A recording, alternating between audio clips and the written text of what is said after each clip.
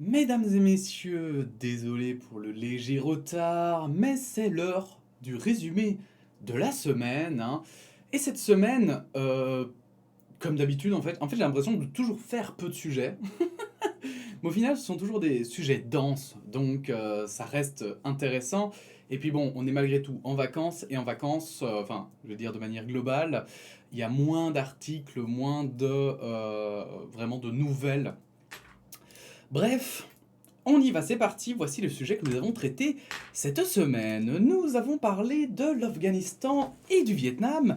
Est-ce que c'est la même défaite? Les Américains se sont retirés d'Afghanistan et on a pu voir des scènes un peu de panique, hein, à Kaboul, où les ressortissants des pays étrangers ainsi que les Afghans essayaient de manière paniquée de s'en aller du pays. Il faut dire que les talibans ont conquis en, j'ai vu, 19 jours, je crois, le reste de l'Afghanistan quand ils ont conquis le nord en 3 mois.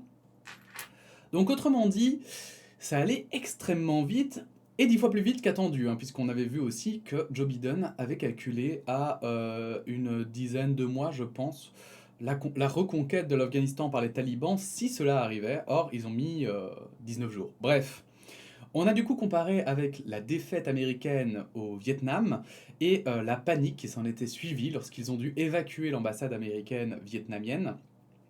Et c'était extrêmement intéressant. La BAC se prend pour des cow-boys. Donc on a parlé effectivement de la BAC et d'une vidéo qui tournait sur les réseaux sociaux, partagée par Mediapart, et qui montrait des policiers tirés sur une voiture en fuite, en quelque sorte. La vidéo n'était pas totalement claire. Ça a donné beaucoup de débats, et comme d'habitude quand on parle de la police, son lot de critiques, certaines légitimes, je tiens à le dire, hein, ce n'est pas pour ça que je rigole, parce qu'il y en a certaines qui sont un peu plus extrêmes que d'autres, et c'était vachement instructif, hein.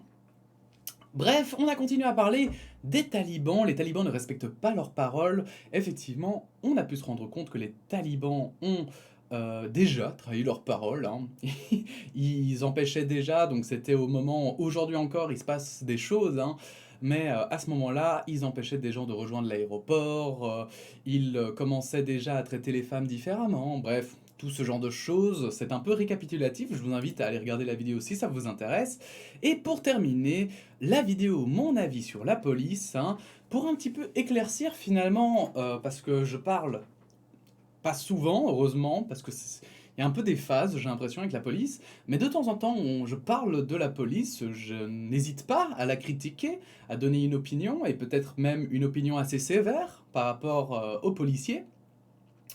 Et du coup, je voulais un petit peu éclaircir justement parce que c'est très difficile parfois de résumer son opinion en une vidéo ou sur un fait.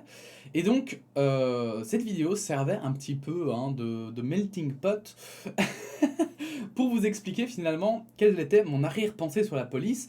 Et d'ailleurs, pour ceux que ça intéresse, je vais le mettre aussi dans la playlist, mais j'ai eu quelques déboires par le passé avec la police, et je vous invite à aller voir ces vidéos. Je crois qu'il y en a une, c'est